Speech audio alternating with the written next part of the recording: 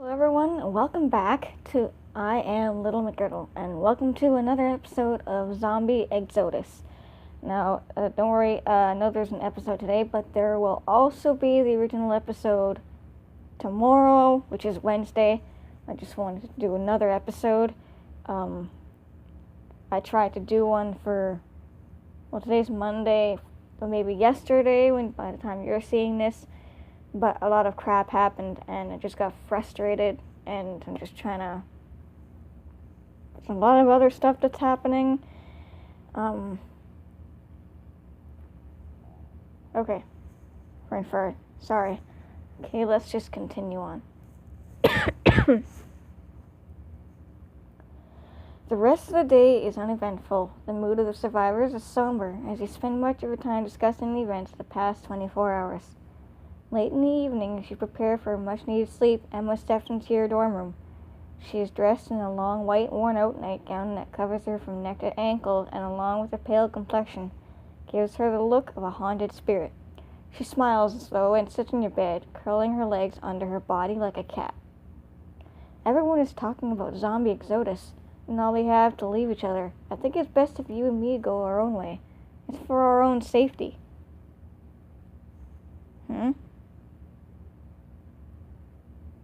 Okay. We'll go on our own. She leans back on the bed and looks at you with a childlike stare. Cassie said it is best if we go. She knows these people are out to get us. Who is Cassie, you ask? You know, Cassie. Maybe you didn't know her name, but she's a little girl you've seen. She looks out for us, and she always says we need to leave these people. Emma, are you okay? No, you're not well. Emma doesn't seem to absorb the words you speak. She sits up on the bed, slides herself off, and walks around the room to hug you. When she breaks the embrace and pulls away, you notice a shift in her countenance. The haze has lifted, the innocent expression has faded, and you feel like your sister has returned. The same sister from before the outbreak. Sorry to stop in here so late. We have time to decide what to do. I'm just glad you came back from the depot safely. I don't know what I would do without you. With that, she leaves the room, and we head on to the next chapter. July 9th, 2012, roughly 2 months from the outbreak. What? Hold on a second. Hold the phone. What am I looking at? What am I looking for? Dude. Okay, never mind. The last 2 weeks have been the most difficult period of your life. Forget what I was just trying to do just now. Just ignore that. Nothing happened. The zombie presence has heightened in the area, such that anyone leaving the cathedral is required to have a partner. The lack of supplies is critical, which strengthens the argument to leave the cathedral and search for a safer, more resource-abundant area to live. Emma has been relatively stable, and as she has maintained a pleasant disposition and is extremely helpful around the cathedral, this is one less thing to worry about at least. Discussing work. Days 30. Foster seems unworried or brooding, his gaze turned in direction. Fuel is in scarce supply, and we need you to find some. However, the best places to find fuel a month ago are no longer viable options. Heather shifts in her chair. I went out with Jason a week ago, and Temperance is completely dry. 2 gas stations, one had exploded and the other was tapped out. We're thinking the oil platform far north of Temperance is an option, states Carl. Jason stands arms outstretched and waves like an orchestra conductor. That place is all living dead! Dudes on ServNet call it Doom's rig. Zombies are on fire running around. Random explosions. A group tried to get out there by boat and couldn't even find a way aboard. It may be our only option, says Carl. I agree, adds Tom. He stares at a wall, looking 1,000 miles away, but his words are so confident, so assured that you also feel there is no debating the decision. And apparently we go, because we've got no choice. Do we even need fuel that bad? Asks Uncle Lou. Well, there are several reasons. The answer is yes, starts Tom. We use diesel for a generator, kerosene for cooking, and gasoline for the vehicles. Without them, we're not just talking drop in quality of life. If we can't travel, we can't scavenge for supplies. With the exodus coming, we're also thinking of moving far away to less populated territories. And we need fuel for that. Well, guess you can't just keep moving away from the zombie exodus. Because it's gonna progress further. A collective groan from every other member of the room sounds in unison. That's a terrible idea, starts Emma. That place is offshore with little chance for escape once boarded. What about the risk reward, Tom? Is it reasonable to subject Chloe to go somewhere where she will likely not return? And for what? Fuel? How much can she even get? Her aggressive tone startles the group. Ultimately, Chloe is the best choice for the job, Carl says. While not originally our first choice, her judgment and focus are key reasons we picked her to go. Tom leans back from the table, folds his arms over his chest, and strokes his beard with his left hand. We selected you for this mission, Chloe, but whether or not you go is up to you. We will accept your decision either way. What do you think? As you see, we have no choice in the matter, so we have no choice but to go. And Tom smiles and slaps his palms on the table. I guess that's the end of our meeting, Chloe. Why don't you stay back? Everyone else, please get to work. Tom, I have a question, Emma states. Who else is going with Chloe? No one, Tom says, turning to your sister, his eyes squinting as if reacting to a sudden pain. We can't risk sending more than one person. It is a covert operation. Go in, assess the field situation, act on that information. Last time I recorded this, it was absolutely god-awful. Words were mispronounced and weird things were said. But, oh boy, we're off to a good start so far. Emma nods at the words. Her face reddens, and she wipes her eyes. He steps toward her, but she rises and walks out of the room. Wait, Emma, don't go. No. Damn. Along with Tom, he sits at the edge of the dining table and hands folded in his lap as if a doctor sharing grim news. Before you head off, I want to provide a few more details on this mission. We have had contact with the refinery. Carl is taking 2 trips there over the last 2 weeks. We have not told any of our group because we didn't want to concern them. Tom stands again and paces around the room, hands behind him. His beard has grown thicker recently and gone uncut, so the longer hairs are curling at the edges. His eyebrows, thick and pluming out, give the look of a mad dictator, yet his voice remains calm and unbroken. On his first trip, he checked the periphery and found most of it completely desolate. He boarded, saw dozens dead, decayed, mutilated. He could not assert much from the trip other than the remaining fuel is deeper in the rig. One of the promising untapped vessels was near their central station, but as he advanced, a large horde of zombies appeared, and he hightailed it back to our boat. Tom reaches into a cabinet above the sink and lowers a bottle with dark brown liquid inside. He takes a healthy swig and points at the end of the bottle your way. Ew. No. Fine. You drink and pass it back, and the smooth burn of whiskey flows down your throat. On Carl's second trip, he went further into the refinery and reached the central area. There were signs of humans still alive on board, high up in an office suspending 100 feet off the rig. The windows were boarded up and rope ladders were coiled up and hanging by steel doors. Unfortunately, Carl made his presence known and again. Zombies chased him off. Carl! Do you always have to mess things up for everyone? I guess so. Given how you have handled yourself so far, I think it is best if you head there solo, determine who is still alive, and you start a dialogue with them. Maybe they need off the ship, and we'll insert in those possibilities. If there's no one alive, we just need to find the fuel and transfer to the boat. Carl will provide details. You nod in agreement, though so many questions course through your mind. Some final thoughts. First, take a light source. The refinery is extremely dark, and you will need to travel below deck where no ambient light makes it. Second, you may have to fight in close quarters, so consider that when selecting weapons. Lastly, you'll need a watch, because the boat will only come to pick you up once. If you are not there when Carl returns, we will assume the worst. We will also not have the fuel to make return trips if you fail. The word seeps from his lips, and you soak them in with the same feeling as being told you will never come back here again. Somehow you feel positive you return, though. You have too much to live for. Yeah. Good for you. None of those thoughts, bad stuff, Get some rest so you can leave before sunrise tomorrow. Okay. In the middle of the night, you prepare with a trip to the supply area. You peruse the shelves of guns and other supplies. Your private zombie mart. First, you grab a black backpack and pack it with several protein bars and sleeves of stale crackers, along with 6 bottles of water. You look over the items across the shelves and consider other supplies for the trip. You're carrying 10 pounds and can carry a max of around 25. I know exactly what I'm going to take. I'm taking the AK rifle, pardon me, and the spiked baseball bat. You lift the baseball bat, which has several long metal spikes hammered through it, attach a sling to each end, and wear it across your back. Ouch.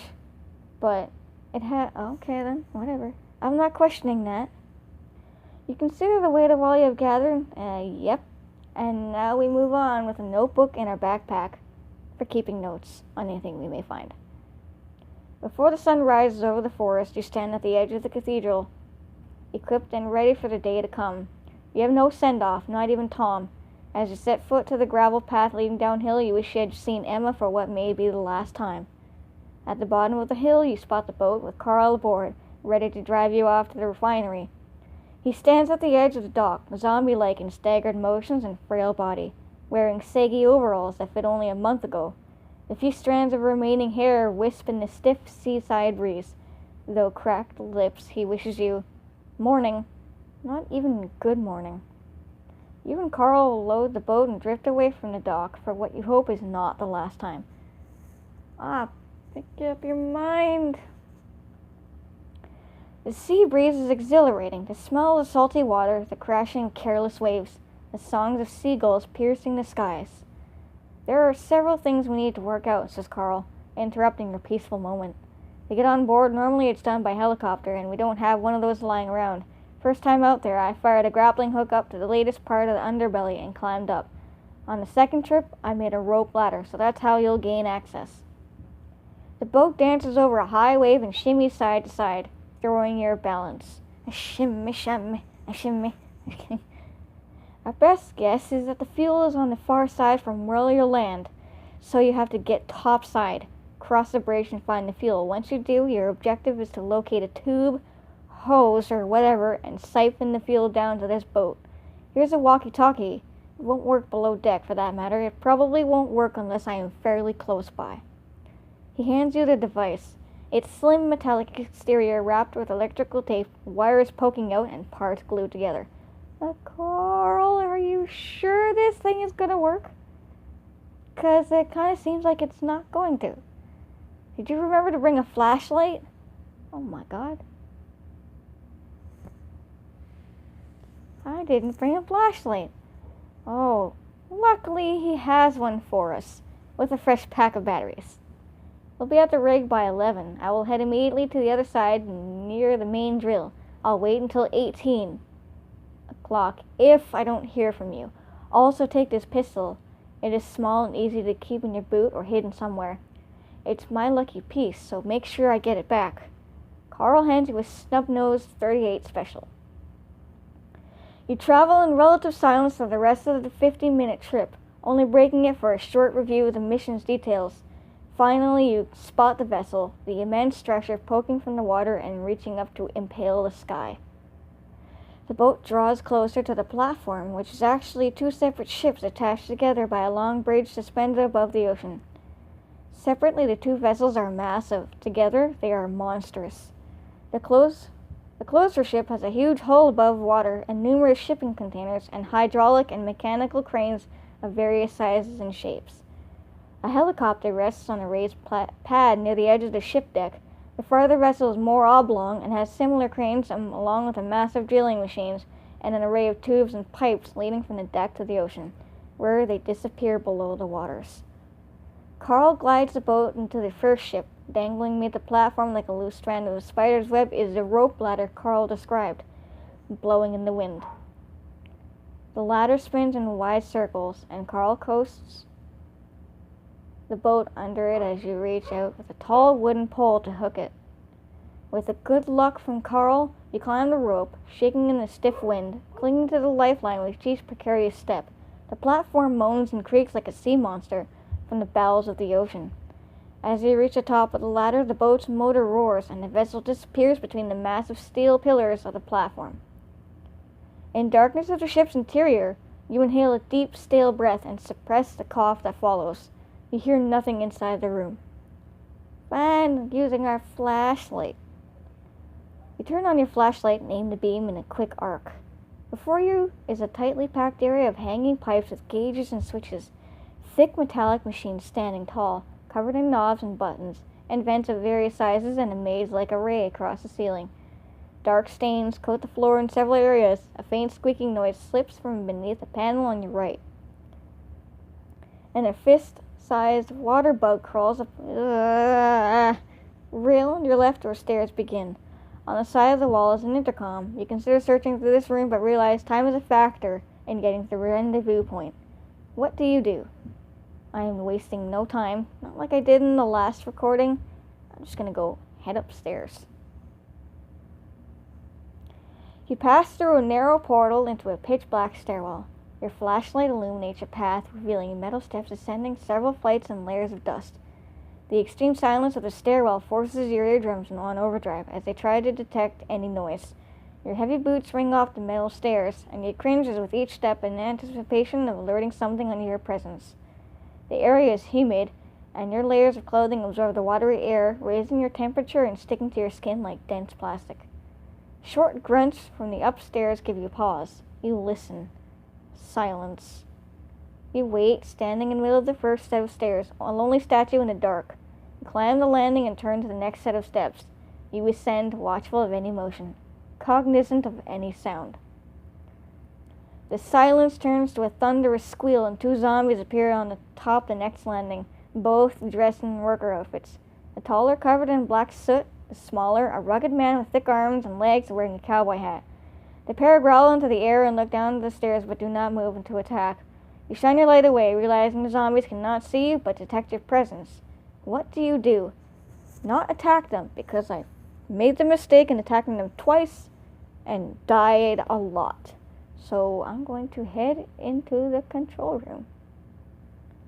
You step back through the portal of the control room. You walk along the outer edge of the room looking for any way out or place to hide from the zombies. From the other room, heavy growls and the sounds of feet clomping the metal stairs means you have only moments to react. On the right side of the room is a series of control panels, all flat machines with no panels to move or gaps in which to hide. It is unlit and most of the glass gauges are broken or fogged over. You circle the side of the room and find a narrow exit between two circular consoles. You open the hatch. The corridor beyond is dark, and a stream of cool air now flows inward. A soft howling of wind carries over the air. As you step inside, you notice a deep, glowing amber light emanating from down the corridor. You close the hatch to the control room and decide to take this new path. As you step down the narrow corridor, resonating light allows you to see well enough. You turn off your flashlight to conserve battery and clip it to your belt. The end of the hallway glows, and with each step closer, the temperature rises.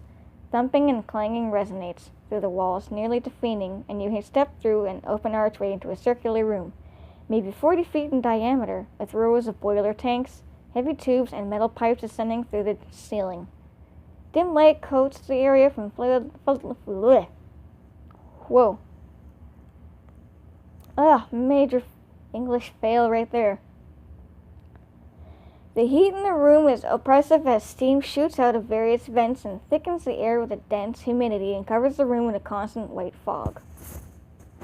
There are 3 aisles in a tightly packed array, with water tanks on your left, a central control area with valves, gauges, and other pressure reading devices, and the right side section of fuel vessels, spare tanks, tubing, and large piping.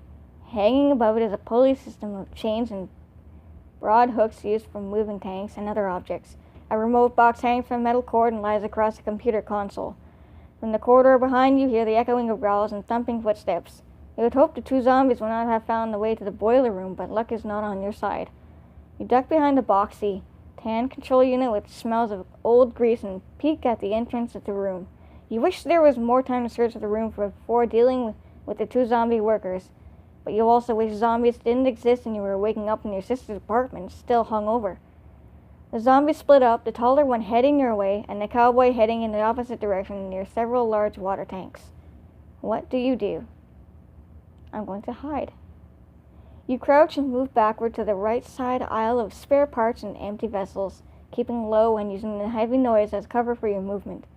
The constant clamoring must be disturbing the zombies as well, and you chuckle at the memory of your aunt yelling at you as a kid and the TV was too loud. "You want to wake the dead with that noise?" she'd scream. The pair of ex-workers stumbled around, growling into the air, and the soot-covered one slams a meaty face against the control panel as if to make the noise stop. You move around several vessels as a sooty zombie shambles in. His blackened flesh absorbs the light in the room, giving the appearance of a shadowy demon. Gray claws feel out in front of him, and a light trail of dirt follows behind. Deftly you cross the floor, ensuring you make no noise to add to the room's cacophony, and alerting them to your presence. The zombie follows your path, though it has not spotted you, and as he walks down the right side aisle, you turn back to the center one. Unfortunately, you have lost sight of the cowboy. He was heading deeper into the boiler room when you last saw him, but he could have turned around. What do? I don't know. Maybe I head back to the boiler room? No kidding. You glide along the floor, moving your body through the tight crawl space of closely aligned machinery and looping tubes carrying steam through the ceiling. As you reach the end of the row, you spot the cowboy on your left, though he stands next to an enormous metal pipe jutting from the floor and makes no indication of seeing you. Ahead is a ladder leading up to a metal catwalk. Go up the ladder. Go up the ladder. Trust me. You crouch and cross the lane to the ladder and waste no time in climbing it. Your boots clang on the metal rungs just loud enough, and you hear the shrill cries of the zombies as you ascend. At the first landing, a small plank of metal provides enough room to stand and turn. The cowboy bangs against the bottom of the ladder, clawing at the metal bars and lifting one foot as if trying to climb, but like a small child, only imitating the motion and not completely able to make it. The soot-covered zombie arrives next and smashes into the cowboy, pushing him away. What? He wraps his right hand high and hangs for a moment, then lifts a foot and pulls himself up. It will take a while, but he will eventually make it up the ladder. Oh no, we got a smart Zom here. Oh, he's like Don Harris from 28 Weeks Later. You smartass. You look around, the catwalk follows the entire... You look around. The catwalk follows the entire perimeter of the boiler room, and a rope hangs down near the entrance on the opposite side. Though a ladder ascends up from this level, the catwalk above is hanging down and unusable. You could easily aim down and shoot the zombies, or you could recede into the shadows and sneak around to the entrance.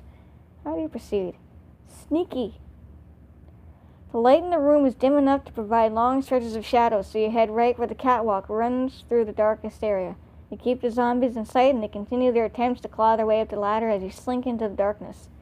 You keep low, and you use your hands to steady your movement, so your feet produce less noise. After several minutes of slow walking, you stand above the entrance. You hang over the catwalk and use the rope to shimmy down into the boiler room floor. The growling of the zombies is subdued by the machinery sounds, so you are confident they are still near the ladder across the room. You head into the narrow corridor back to the control room. Back in the control room, you return to darkness.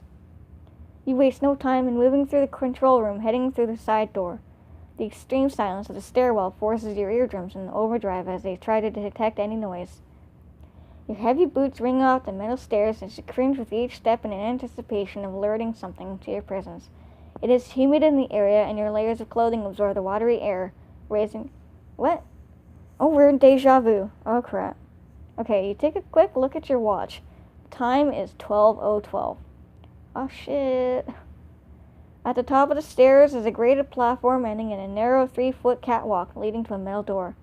You press your ear to the surface but hear nothing through the thick steel. Turning the lever, you push the door in. After a few inches, the door stops. No light shines through the sliver of an opening. A strong odor seeps through, of garbage and bodily waste. You push the door, drive it forward a few more inches, but then it stops again with a jolt. A whispering flows through the opening. A faint murmur like wind chimes carries forth from the other room. It gives you pause, and you wait with your shoulder against the door, almost mesmerized. But a simple sound, minutes go by, and the strange distant noise fades. but is replaced by a constant buzzing of insects. More time goes by, but you remind yourself of the need to make your pickup on time. So you throw your body against the door. A harsh clatter spills through the doorway, and the door opens enough for you to squeeze into the room. On the other side of the door, broken chairs and other clutter is stacked up and prevents a wider opening. You flash your light through the area. To the west is a large steel counter, beyond which are stoves, microwaves, and appliances. To the east are tables and chairs in disarray. You step into the center of the room and an odor overwhelms you. Scanning the area, you find the broken trash bags and spilled garbage spread over the east side of the room. Flies have created a carpet over the pile and buzz through the air in a cloud of wings and dust. You cover your mouth and nose with the back of your hand as dry heaves start. You move toward the counter to gain as much distance as possible. You spot 2 doors in the room, one on the northern wall with a sign next to it reading exit, and a second door behind the counter with a large handle, a small square window, and beside the entrance door is an intercom. The intercom is a small white box with a microphone and 2 buttons labeled with red icons. A phone and a square. You press both buttons and neither light up. No sound is made by the device. What do you do? There's nothing. I am just going to leave through the north door. You clench the handle of the northern door and slide it open. A cool draft flows through the hallway. As the rest of the lower level, the hallway is bathed in darkness. The hall leads east, and the dank smell of dust and mold fills your nostrils. On the walls, dried marks smear the words Hell and Revelation in bold, shaky handwritten letters, like a last message left by dying hands. 2 leather boots, cracked and worn, lie against the wall, their soles covered in muck, now thick and dry. As you check inside one, a small, slender, dried object slips out and rolls to the floor, and only when you see bone jutting from the edge do you realize it is the top of a finger above the middle knuckle, shriveled and petrified. That's disturbing. Further down the hall, you hear the patter of liquid dripping discord in each drop, like tones played out of sync on a piano. No, not the out-of-tune piano. In the bulged portion of the ceiling, a center mass hangs around and low. Though still above head and holding in its mass a collection of gelatinous fluid which seeps into contents onto the floor. Thick streams droop from the extended area, hanging vines of film wobbling in the cold stream blowing toward you, past this obstruction in a series of doors. Go to the doors. And we are going to go through the utility closet. We're going through Matthew's. I'm just going to skip through some of this because I've already done this and I can't do it again because my voice won't be able to handle it. Have some food and water. I forgot. This room means nothing. We're going through here. Gargling, moaning zombies have caught up to us, basically. Got some hardbound manuals, pen and paper role-playing games, Cellars, and Serpents. Doesn't that sound like Dungeons and Dragons? Yeah, I thought so. I mean, if you don't think that, then okay. Remain still and wait. Also, this is a girl. What's her name? Ramirez, written on name tag. There's like various photos that are seen in this game are of the girl Ramirez. Apparently she's zombified now, and she's coming this way, but we're waiting, and we're going to see what happens. You stay crouched near the trunk and wait by the door. The noise builds, a low, almost melodic moan, the dragging, splattering noise of something wet moving outside. In the silence of the room, all you hear is your own rapid breathing and the echoing sounds of movement in the hallway. Closer and closer, the slow creeping noises grow in volume until they near the door. At the edge of the door, you see a figure and immediately recognize her as a woman from the photos in the room. Ramirez, except zombified. As you shine a flashlight, you flash it across her path, and she becomes startled by the light. How do you react? Attack her? With the AK-47? As Ramirez darts inside, you level the AK-47 and fire. Balancing the AK-47 while holding a flashlight is difficult, and your blast only skims the side of her right arm. She removes erratically, and before you can aim, she tackles you to the ground, back over the wooden chest. Her velocity is so great the force carries her over your body, so she sprawls out on the mattress. The flashlight rolls out of your hand and shines a light under the bed. You turn to fire, and In the light of the blast, you see her chest tear open. She yells out and flops on the bed, and you waste no time in shooting her in the forehead. You sit at the foot of the bed and pick your flashlight back up. Your shoulder aches and your head feels like you're in the middle of a hangover, but now is not the time waiting for you to rest, so pick yourself up. Some rubbery gray substance adorns the edge of your AK-47 and you flick it off in disgust. Just go ahead and just flick it off. Ugh, I'm shook. You leave the room and hit close on the keypad. The lit up numbers die out, and out of curiosity, you click open and find it unresponsive. Heading down the hallway, you check each door on the way back. All keypads are unlit, and as you try some randomly, the doors remain closed. You are halfway down the corridor when you spot stairs leading up to an exit. The cold air blowing past must be originating from the area above. Behind you, a horrendous screeching yells break to silence. You spin and spot two figures fast walking toward you.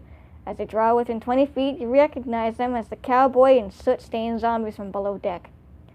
They are moving so rapidly you have moments to react. Run. Run. You turn and run to the exit. The banging of boots and call out behind you and the howls of the two living dead spur you forward. Your hands tremble and legs burn.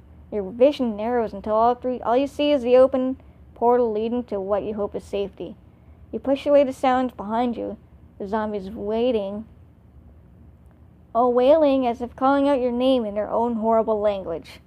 Yeah, please keep that to yourself. The stomping and growling grows. Your mind pushes your body forward, screaming as if to move faster. The exit calls to you from only a short stride away. You burst through the doorway and climb the short metal staircase. At the top is a metal door lined with several vents where the ocean air flows through. You turn the handle and it does not move. You hear the zombies blow by the volume of their growls. You assume they are close to the doorway. You slam your body against the door and twist the handle. It moves an inch but remains closed. Sunlight streams inside. You don't waste some time in looking back, but through all of your weight across the handle. It pops off and the door slides open. You step across the threshold onto the top of the deck of the platform. You spend no time looking around, but turn and slam the door shut behind you. The door shakes and makes a loud clanging noise from the opposite side. The door slides open a crack, but you push it closed. You play tug of war for several moments as one clawed hand slips through the narrow opening of the door from the other side. Beside the door is a stack of crates. Along one side is a long metal pole, probably used for guiding cargo hoisted by crane. You slide it forward with your foot and wedge one end into the door frame. You push the other end against the crates, and you release the door and dive between the row of crates. When you look back, the door is held shut by the pole, and you sigh in relief at the luck of your makeshift door jamb actually working. You stand and soak in the open air. The sun is shining down and across the high beams and towers which cast shadows over the deck. Before you can soak in the details, moving from behind a storage container startles you. From around the corner, a lone zombie runs out, clad in bright red, oil-stained coverall suit, with rubber goggles over his eyes and a hard hat hanging from his belt. He stops 30 feet away and head turning left and right jerky pattern until he dashes off past the corridor to the area below. Soon he cuts behind a forklift and disappears. Yeah, and I am not going to bother with anything.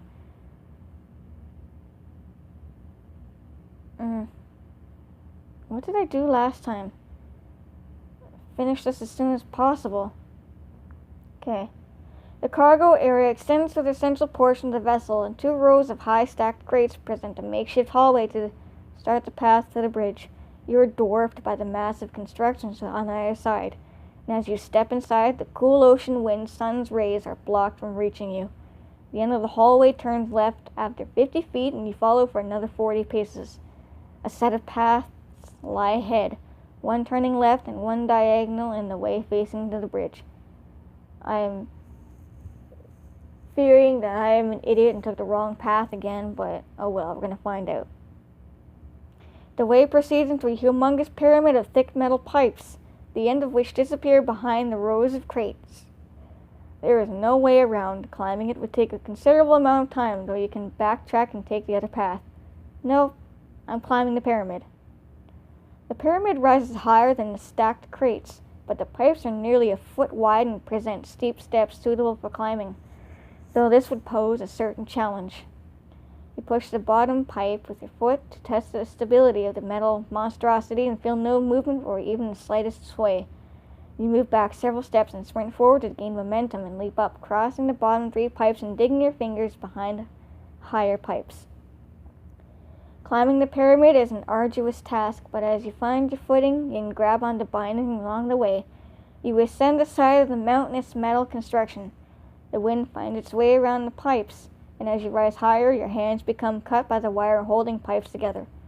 Your boots skid along the smooth surface, higher and higher. You travel up the side of the pyramid, stopping every 10 feet for a moment's rest. As you approach the top of the pyramid, your right foot slips, your whole body follows, and you bounce down, hitting your arms and knees against the metal pipes. Your mind spins as each metal tube passes your eyes. The sound of bone hitting the hard surface clang in the air. Ugh. Finally, your left foot digs into a stable piece of wire mesh which provides suitable hold to stop your descent. Your hand lashes onto a binding, and you steadily yourself in place. You wait for the pain in your knees and forearms to ease up before climbing again. And with greater care, you ascend. The chilly air does little to cool you as sweat pours down your face. Every few feet, you wipe your hands on your shirt to clear off the slippery moisture. It takes considerable time, but you arrive at the top of the pyramid and collapse against the zenith. Looking over the side, you see the bridge in view, extending across to the drilling vessel. You also see the stack of pipes descending the pyramid lie further apart, and crates have fallen among them, so the path down can easily be walked. Regaining a portion of your strength, you climb down the pyramid, moving slowly to retain your footing. After a few minutes, you arrive at the edge of the bridge. Finally, this took half an hour to get to last time because of my stupidity. At the opening of the bridge, you view the impressive formation before you. High above the ocean, the bridge stretches over 100 feet from vessel to vessel. Suspended by steel girders, fabricated metal sheets provide a suitable flooring for the 6-foot-wide walkway, and crisscrossed metal beams act as walls on both sides. No roof protects this bridge from wind or rain. Under the bridge is a series of cables and pipes running horizontally the entire length. Thick black snakes elongated across the divide of the vessels. Across the bridge, path onto the other ship is partially blocked by the large excavation and bucket of a crane. Its mouth of yellow teeth closed and laying on the ship floor like an impenetrable gate. On the other side of the blockade, sticking straight above the crane, is an enclosed structure raised by steel beams, with a broken staircase hanging midway down to the ship's surface. The structure reminds you of a watchtower or office, but is boarded up. The only problem you can see without crossing the bridge is a pair of figures in the center, both staggering in wide circles, heads bent down as if contemplating what to do with their unlife, and wearing orange coverall worksuits. You lean back against a tall shipping container behind you and let your back muscle stretch against a hard surface. No, don't go anywhere, you stupid.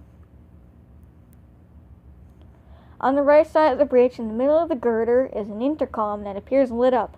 Around you, the echoes of zombie growls filter through the crates and containers. You look at your watch. I'm gonna check the intercom like I did.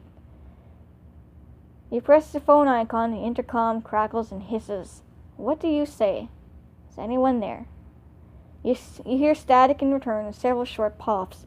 After listening for a few more seconds, you let go of the button. That's right. Take your hand off the button so I can talk. A male voice says with a light French accent. What the hell are you doing on my ship? I'm here to get fuel, obviously. Oh, so you just want to come here and take my fuel, he says. I can't do a French accent, I'm sorry. I'm not good with those types of voices. The man's voice sounds middle-aged and emotionless, like a nighttime radio announcer, though the flair of the accent provides a poetic tone. Forget why you are here. The thing is that you can't stay here. Ha ha ha. This ship is zombies, and while you're here, there's a chance you'll die, which means you'll be food for the zombies, and in turn keep them alive. So if you get out of here, maybe these things will die, and I can sleep for a night. What do you say next? I can't leave without fuel, man. Well, you can leave without fuel. It's really not your decision, since I am in control here. It looks like the zombies are in control, actually. There's a pause on the other side of their intercom, but after a few moments the static breaks. Fair point, but all the living people aboard, I am in control.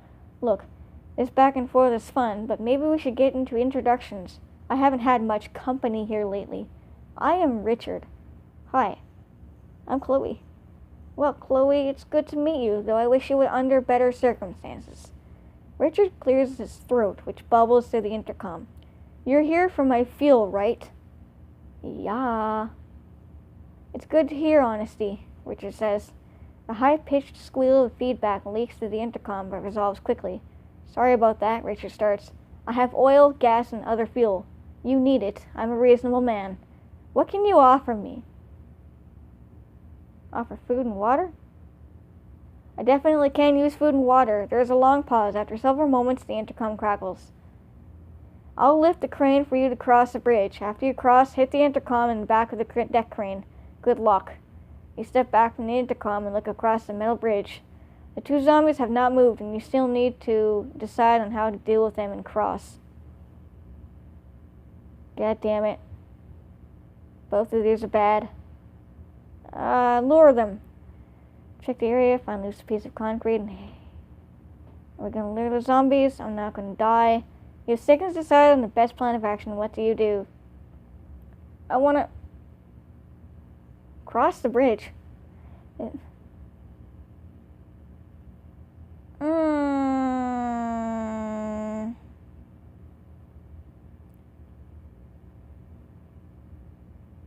Sorry.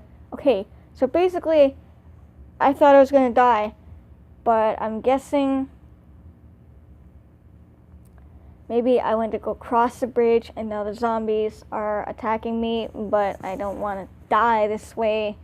I don't want to die by being eaten by zombies. Okay, continuing on. As you near the end of the bridge and gather all your strength to climb the rail, the claws begin to move. It rises in a slow, jerking motion, and the noise of the grinding gears dampens the zombie pack's terrible cacophony of growls and squeals from behind you. When the claw is only 3 feet above from the ground, it stops, which provides only a narrow opening. At the last possible moment, you drop down, legs in front of you, and slide forward, aimed at the opening. Your body skids across the metal bridge floor, and you rocket under the claw. As soon as you clear the opening, the claw drops down in one quick motion, smashing against the deck. You hear loud clangs from the other side of the crane and look back to see nothing made it through the opening. Nothing made it through the opening, hopefully. You stand and walk in a tight circle, hands on your hips as blood coursing through your veins and arteries as you wired, and the screams of the not-too-distant zombie horde keeps you on edge. And, of course, we're dead. We've gotten bit by zombies. The drilling vessel has a sparsely covered deck, with only the crane taking up the majority of space. To the north is a wall built up from the deck, with a long structure built out that is box-shaped and covered in plywood except for a thin door on the side facing you. A metal staircase once led from the structure to the deck, but only the top half remains, and several ropes sit rolled up attached to the lowest point of the remaining stairs. To the east on the raised platform are a wide variety of containers and drums, which you presume hold the fuel you have come to obtain. They are all massive and stretch into the dark sky, or the light sky, whatever you feel like it. I don't care what time of day it is. Easy eclipsing the boarded-up structures, some have ladders fixed to their surfaces, others have entire metal catwalks erected beside them. That's great words. As you stand on the side of the ship, you think of the time and meeting Carl to offload the fuel. The time is 15:30. It's 3:30. You remember having the walkie-talkie and press the button. Carl, are you there? No one responds. You cross the side rail of the vessel and lean over, stretching to see into the waters. Sure enough, in the distance, the boat is parked and the ocean is nearby, rising and falling with each cresting wave. Carl, are you there? Chloe, it is good to hear your voice. You briefly summarize your struggles on the ship and tell Carl to bring the ship in closer to receive the fuel. From above you hear the scraping of metal and you spin toward the sound. The door opens On the side of the structure above the deck, a tall olive-skinned man with a light beard steps out. He unties the bundled rope and lets it drop, then starts to climb down the ship floor. He is thin and appears unarmed. As he descends the rope bridge, several options come to mind now. Okay, what? No, whoa, I'm not gonna kill Richard.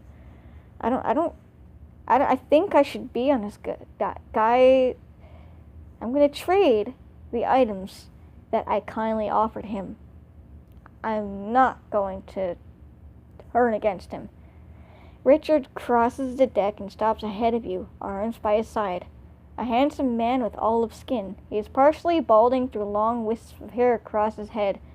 He wears remnants of brown dress pants and a white button-down shirt, now stained in yellow and frayed.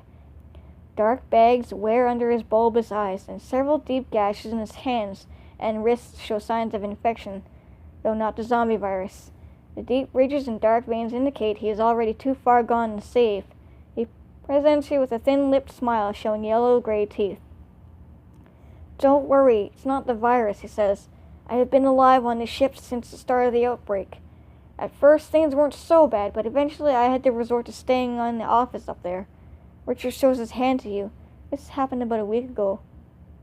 I'm no doctor, but I know, well, I have a few days.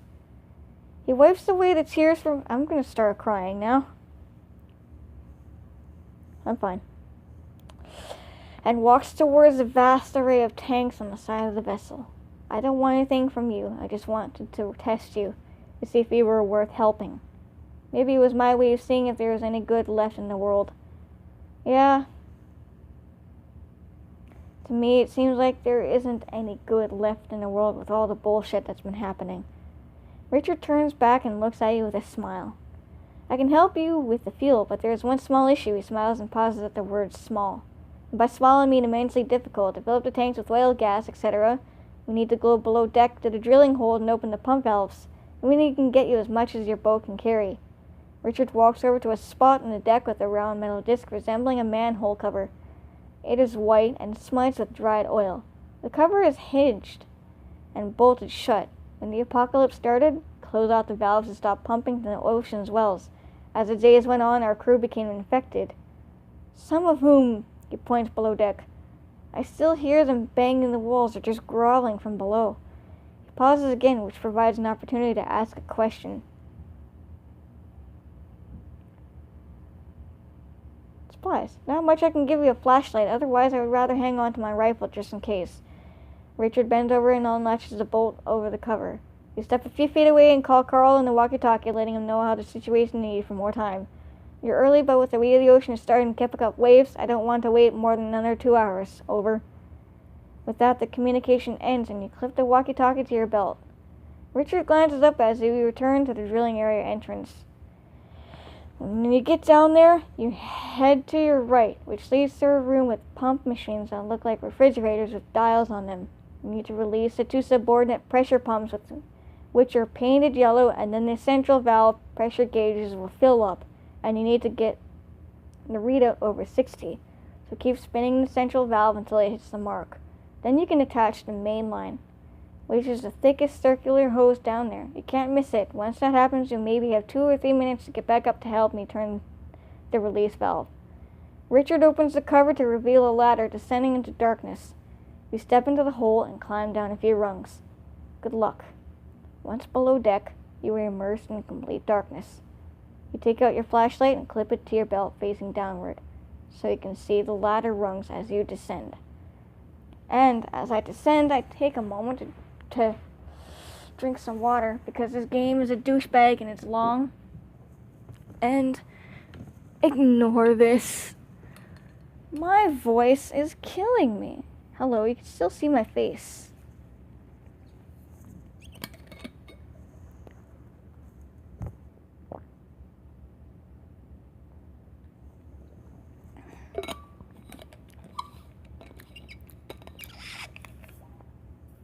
That tasted strange.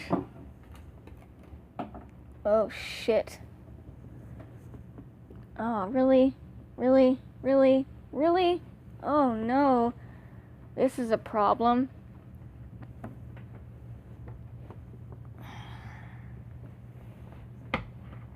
Hey, what's this? Ew, that's disgusting. Well, that's a problem for later. Shit. Sorry, guys. Moving on. As you descend, the air turns cold and musty, coating you in its thick residue. Water drifts and splashes below, and as you reach the bottom, only a mere 10 seconds of climbing, you stand in a murky inch of liquid. You smell mold and gasoline and stifle a cough. Only the soft plinking of dripping water can be heard. Removing the flashlight from your belt, you pan the beam through the area. You stand in a narrow hallway with brown concrete walls covered with pipes and wires stretching in both directions. To the left, you see the hallway turns some 50 feet away. Were we supposed to head right? Blue ceiling light bathing corridor and flashes of color in that direction. The floor progressively slopes downward to the right. The hallway proceeds through an opening and continues further than your light source enables you to see. I think we're supposed to go right.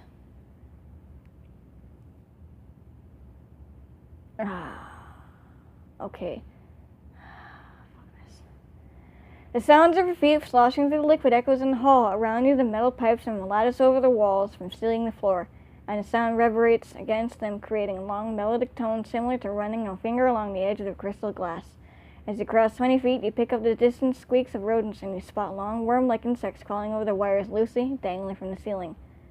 Your foot presses something soft, and a short, sharp noise murmurs from below. You move your right foot to reveal a children's doll, a plastic figurine with a pink and yellow dress now darkened by the dirty water. As you peer down, something moves inside the doll's head, and you retract your foot. Out of a hole where an eye should be, a centipede crawls.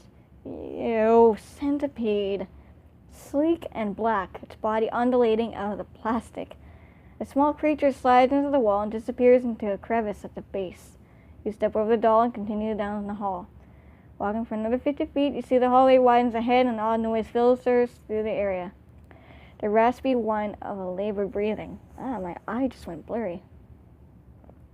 As you cross the threshold of the room, you enter the pumping control area filled with specialized equipment. Massive machines, generators lying on the floor, his curled figure, legs folded to his chest, back arched and contorted, arms elongated and inflamed and flattened. It cranes its neck to reveal the carnage of infection. It swivels its head in a circle as it rises. Nope. I'm gonna kill you. Die, please.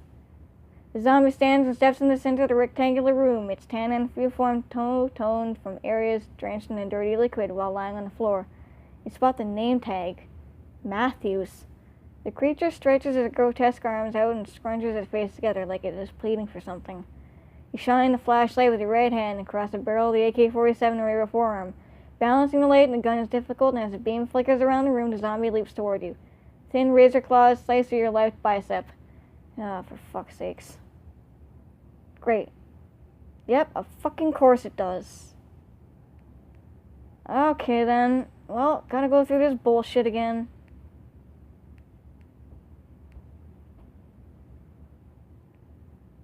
Spike baseball bat. AK-47.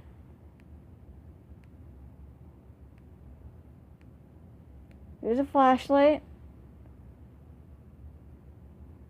Head upstairs. Head back to the control room. Hide from them. Move. Head to the back.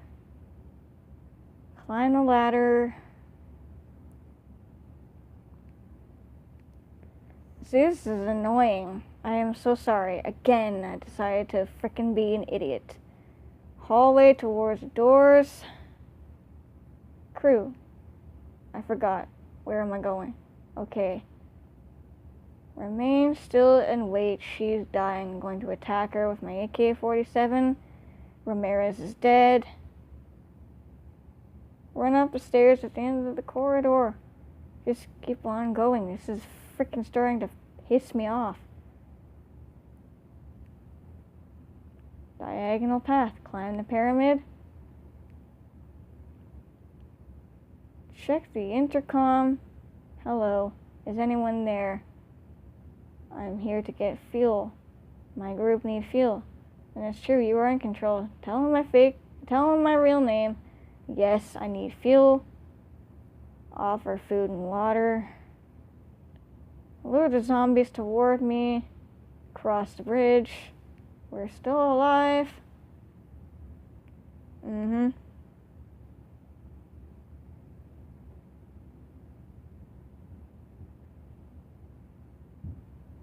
Trade him the items.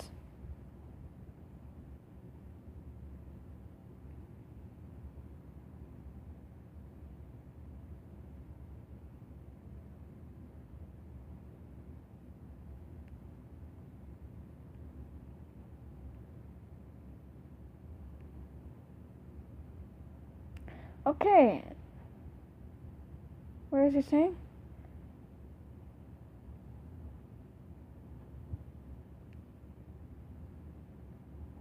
Head to my right. My right. Okay, we're going right.